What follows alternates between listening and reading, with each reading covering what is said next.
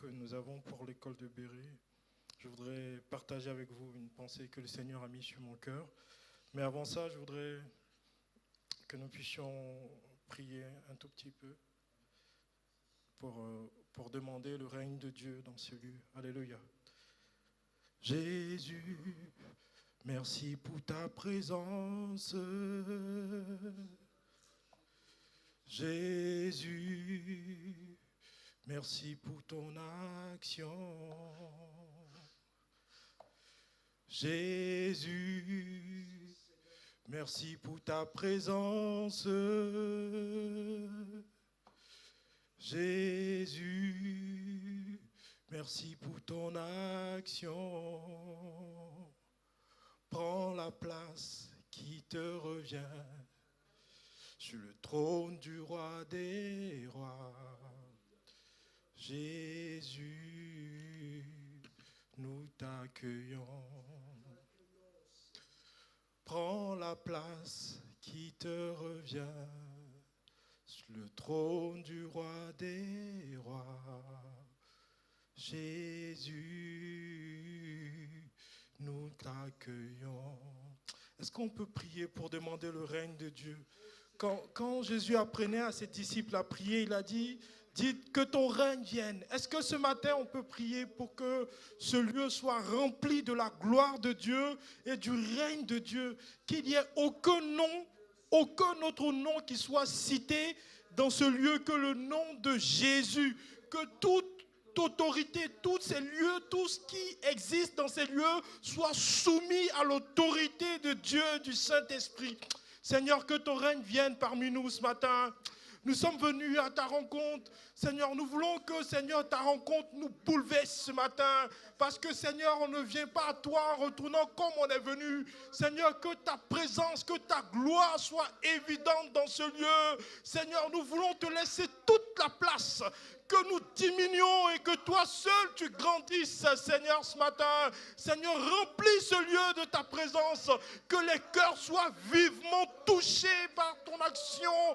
Que les cœurs soient brisés. Que les cœurs soient restaurés. Seigneur, que la vie naisse en ces lieux. Que la vie naisse. Seigneur, que ceux qui vont venir découragés soient réconfortés en retournant chez eux. Que ceux qui vont venir abattus, Seigneur, soient restaurés, Seigneur. Que la vie, Seigneur, soit dans ce lieu. Que ton règne vienne, Seigneur. Que ton règne remplisse ce lieu. Que ta présence remplisse ce lieu. Que ton esprit soit plein dans ces lieux, Seigneur. Et que la gloire te revienne ce matin. Gloire à toi, Seigneur. Alléluia. Alléluia. Alléluia. Gloire à toi. Gloire à toi. Alléluia. Alléluia, alléluia. Amen, amen, amen. En parlant d'esprit de révélation, je voudrais juste rappeler cette histoire de Nicodème. La Bible dit qu'il était un docteur de la loi, mais il n'avait pas la révélation de la nouvelle naissance. Alléluia. Je crois que l'Esprit de Dieu nous apprend à connaître Dieu. Et il ouvre notre esprit pour qu'au-delà de toute la lettre, que nous soyons vraiment dans l'esprit. Et la Bible dit que Jésus, en parlant, il disait, il en sera fait selon ta foi. Et la Bible dit que la foi vient de ce qu'on entend, et ce qu'on entend vient de la parole de Dieu. Pour dire que notre foi, le niveau de notre foi, est en fonction de la connaissance que nous avons de Dieu. Et c'est important que Dieu illumine les yeux de nos cœurs pour que nous ayons une parfaite connaissance et ainsi notre foi sera solide en lui. Amen. Je voudrais partager avec vous une petite pensée qui est dans le livre de Josué 24, chapitre 1, Josué chapitre 24, versets 1 à 18.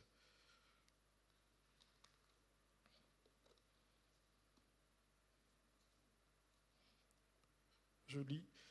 Josué assembla toutes les tribus d'Israël à Sichem et il convoqua les anciens d'Israël, ses chefs, ses juges et ses officiers et ils se prosternaient devant eux. Et ils se présentaient, devant eux.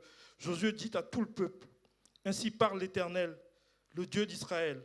Vos pères, Terach, père de Rabba et père de Nachor, habitaient anciennement de l'autre côté du fleuve et ils servaient d'autres dieux. Je pris votre père Abraham de l'autre côté du fleuve et je lui fis parcourir tout le pays de Canaan. Je multipliai sa postérité et je lui donnai Isaac. Je donnai à Isaac Jacob et Isaü et je donnai en postérité à Isaü la montagne de Séir. Mais Jacob et ses fils descendirent en Égypte. J'envoyai Moïse et Aaron et je frappai l'Égypte par les prodiges que j'opérais au milieu d'elle, puis je vous en fis sortir. Je fis sortir vos pères de l'Égypte et vous arrivâtes à la mer. Les Égyptiens poursuivirent vos pères jusqu'à la mer Rouge avec des chars et des cavaliers. Vos pères crièrent à l'Éternel et l'Éternel mit des ténèbres entre vous et les Égyptiens et ramena sur eux la mer et ils les couvrirent. Vos yeux ont vu ce que j'ai fait aux Égyptiens et vous restâtes longtemps dans le désert. Je vous conduisis dans le pays des Amoriens qui habitaient de l'autre côté du Jourdain et ils combattirent avec vous. Je les livrai entre vos mains. Vous prîtes possession de leur pays et je les détruisis devant vous. Balak, le fils de Sippor, roi de Moab, se leva et combattit Israël et fit appeler Balaam, fils de Béor, pour qu'il vous maudit. Mais je ne voulus point écouter Balaam. Il vous bénit et je vous délivrai de la main de Balak. Vous passâtes le Jourdain et arrivâtes à Jéricho. Les habitants de Jéricho combattirent contre vous les Amoréens, les Phérésiens, les Cananéens, les Hétiens, les Girgasiens, les Éviens et les Jébusiens.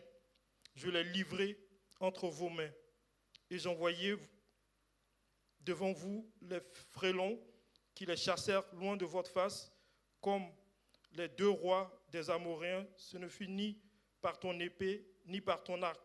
Je vous donnai un pays que vous n'aviez point cultivé, des villes que vous n'avez point bâties et que vous habitiez, des vignes et des oliviers que vous n'aviez point plantés et qui vous servent de nourriture. Maintenant, craignez l'Éternel et servez-le avec intégrité et fidélité. Faites disparaître les dieux qu'ont servi vos pères de l'autre côté du fleuve et en Égypte et servez l'Éternel. Et si vous ne trouvez pas bon de servir l'Éternel, choisissez aujourd'hui qui vous voulez servir, ou les dieux qui servaient vos pères, que servaient vos pères au-delà du fleuve, ou les dieux des Amoréens dans le pays duquel vous habitez. Moi et ma maison, nous servirons l'Éternel. Le peuple répondit et dit, loin de nous la pensée d'abandonner l'Éternel et de servir d'autres dieux, car l'Éternel est notre Dieu, c'est lui qui nous a fait sortir du pays d'Égypte, de la maison de servitude, nous et nos pères. C'est lui qui a opéré sous nos yeux ces grands prodiges et qui nous a gardés pendant toute la route que nous avons suivie et parmi tous les peuples au milieu desquels nous avons passé. Il a chassé devant nous tous les peuples et les Amoréens qui habitaient ce pays. Nous aussi, nous servirons l'Éternel, car il est notre Dieu. Amen. Dans ce long passage que nous venons de lire, c'est Josué qui parle. Josué qui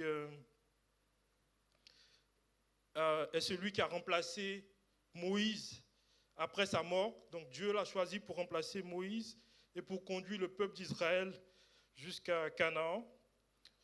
Josué, il est de la tribu d'Éphraïm.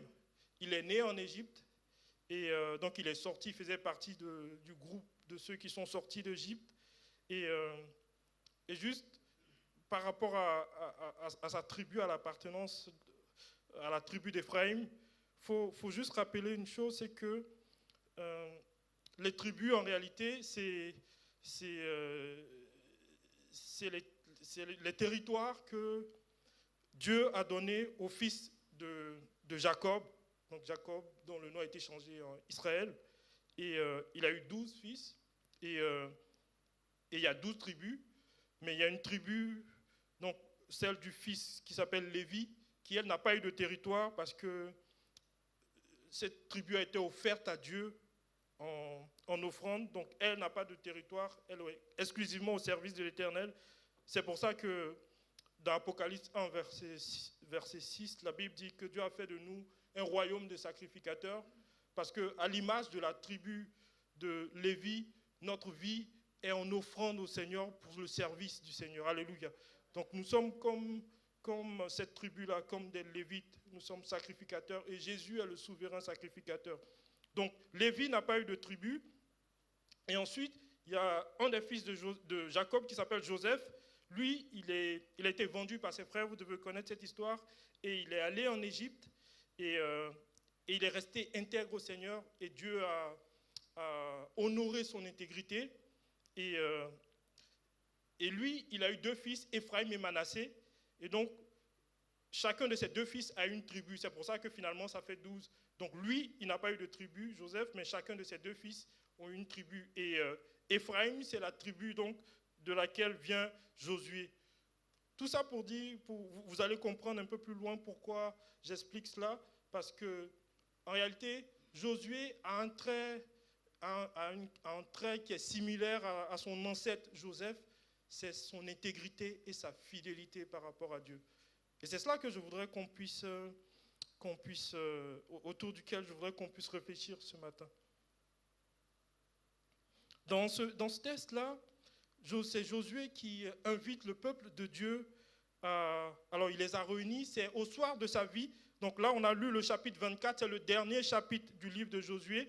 Donc plus loin, on allait voir que Josué est mort, il a vécu 110 ans et après il est mort. Donc au soir de sa vie, il a réuni le peuple d'Israël et il a dit, il faut qu'on fasse un choix de quel Dieu on veut suivre. Parce qu'on a trop souffler le chaud et le froid. Un temps on est avec Dieu, un temps on est avec d'autres dieux, un temps on réunit Dieu, un temps on bénit Dieu. Et il a dit, il faudrait qu'on fasse le choix clair de quel Dieu on veut suivre.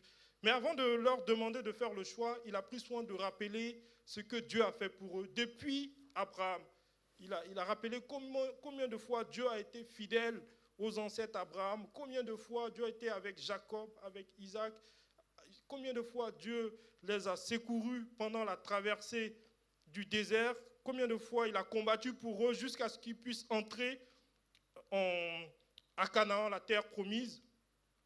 Et il finit par dire, craignez l'Éternel et servez-le avec intégrité et fidélité. Et quand il finit de dire ça, il dit, en tout cas moi Josué et ma famille, nous avons fait le choix de servir l'Éternel. Et vous, quel est le choix que vous faites? Alors le peuple a dit, nous aussi, nous faisons le choix de servir l'Éternel. Mais moi, je voudrais juste ce matin qu'on puisse réfléchir autour du verset 14. Maintenant, craignez l'Éternel et servez-le avec intégrité et fidélité. En fait, en réalité, Josué, en parlant de l'Éternel et en invitant le peuple de Dieu à servir l'Éternel avec intégrité et fidélité, il sait de quoi il parle.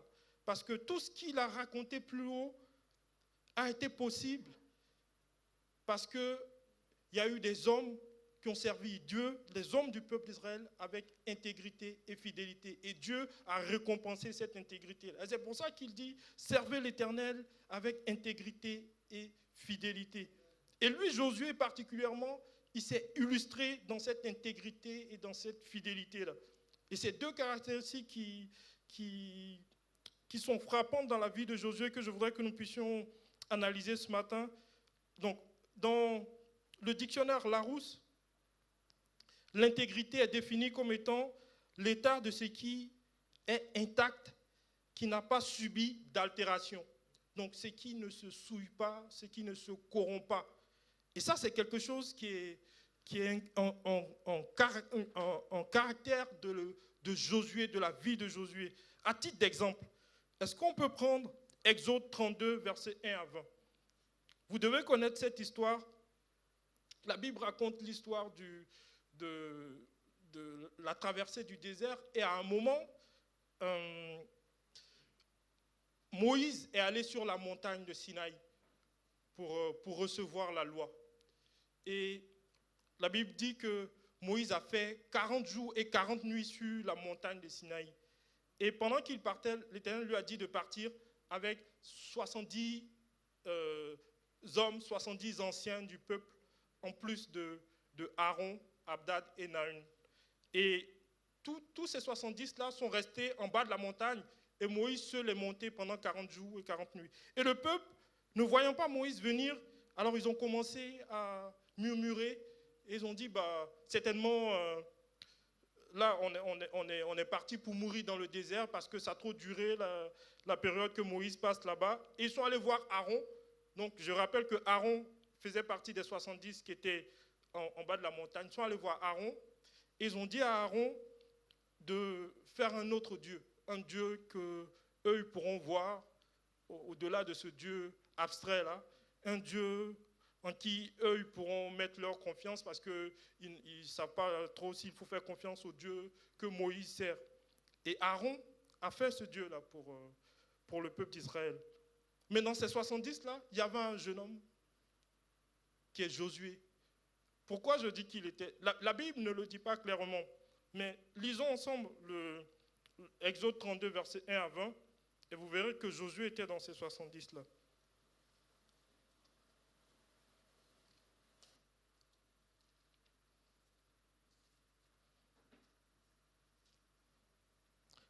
L'Éternel dit à Moïse, pars d'ici, toi avec le peuple... Oh, pardon, donc c'est 32. Le peuple, voyant que Moïse tardait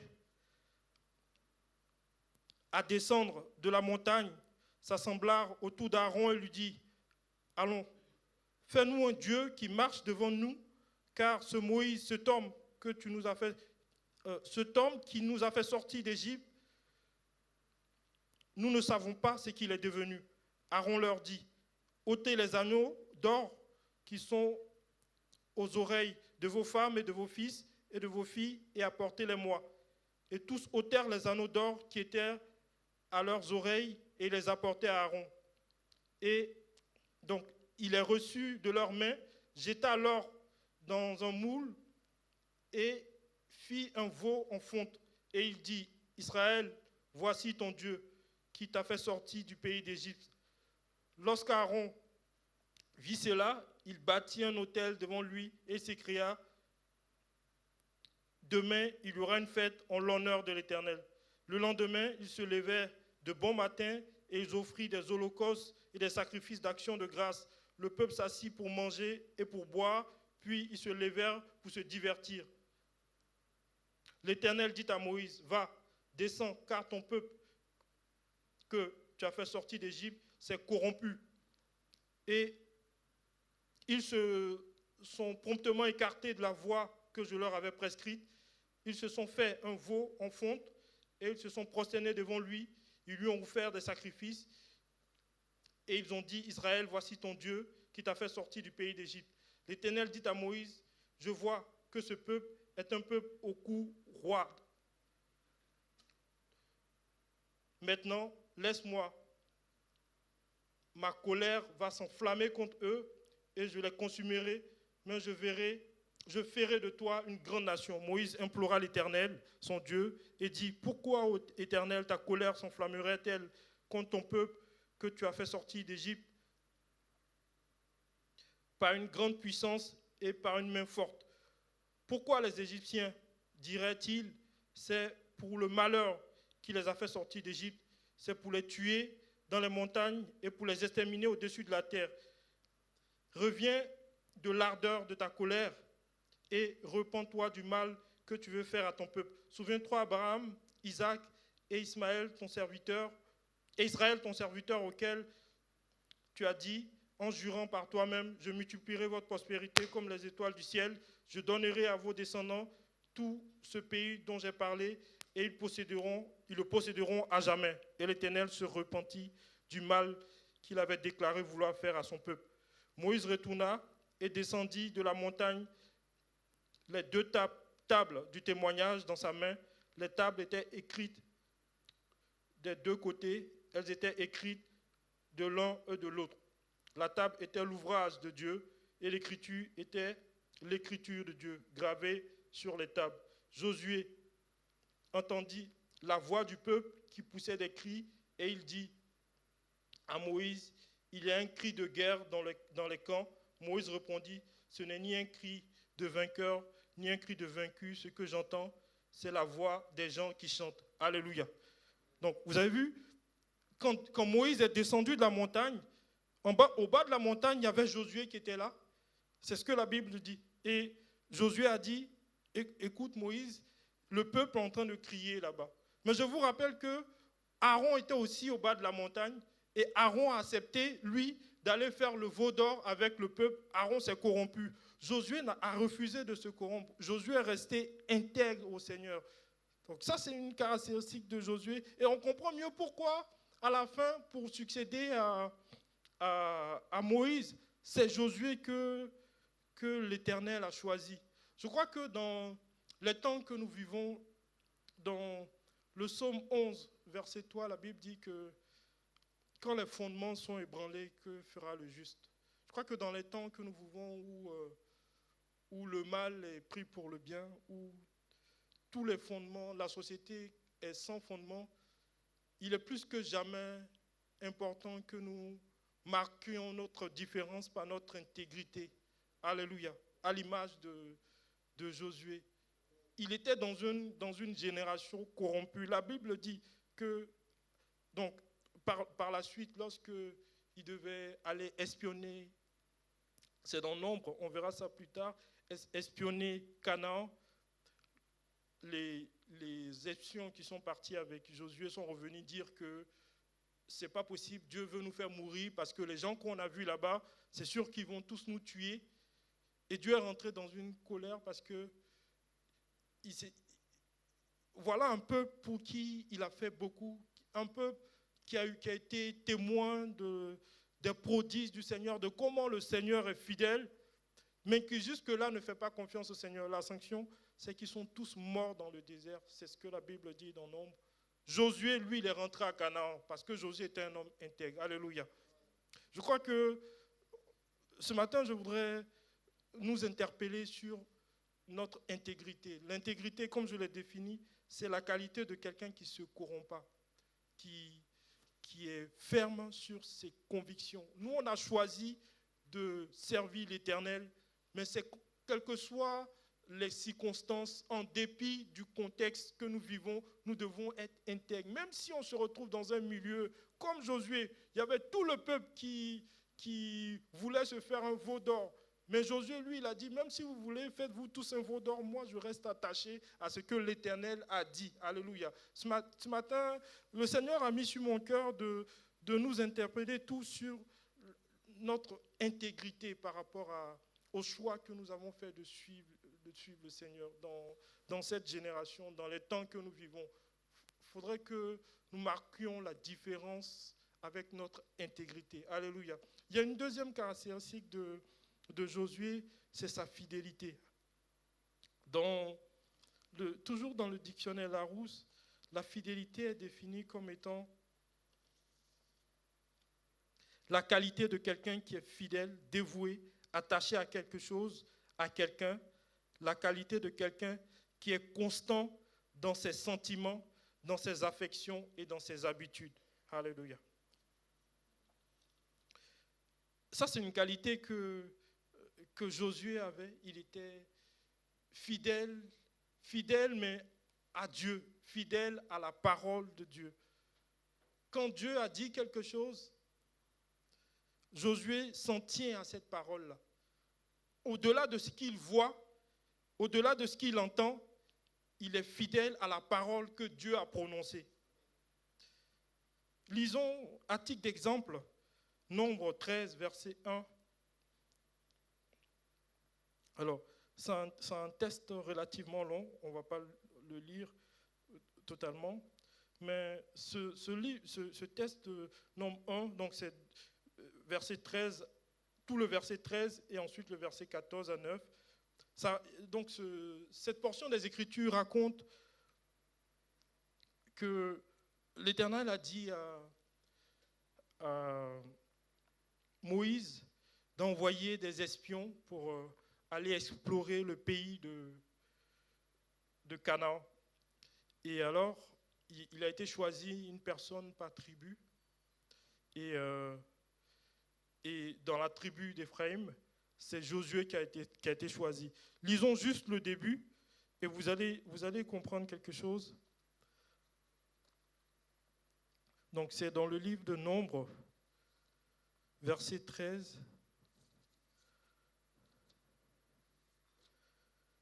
Alors je lis.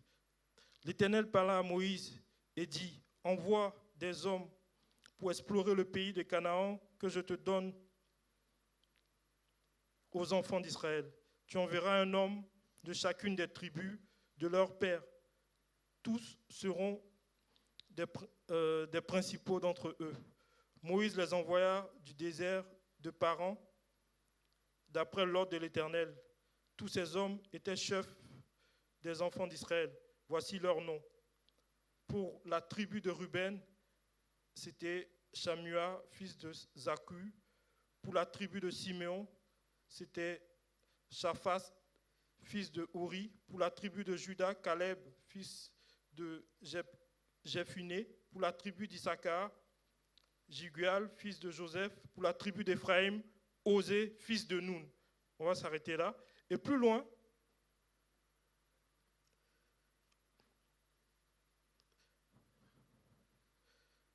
alors,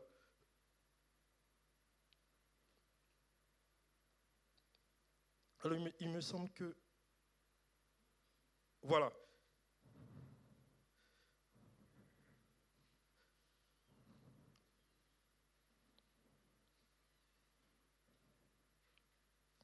Alors, je ne retrouve plus, mais plus loin, on n'a pas le temps de tout le lire, mais plus loin, on explique que c'est Moïse qui a donné le nom Josué à Osée. Donc, dans ce qu'on vient de lire, on dit de la tribu d'Éphraïm, c'était Osée. Et c'est Moïse qui a donné le nom Josué à ce Osée. Et Josué, ça signifie Dieu sauvera, Dieu a agréé. C'est de Josué. Josué est un dérivé de Joshua. Et Joshua, Jésus est aussi un dérivé de Joshua. Pour dire que avant même la bataille, avant la prise de Canaan, Moïse avait reçu dans son cœur que Dieu leur avait donné Canaan.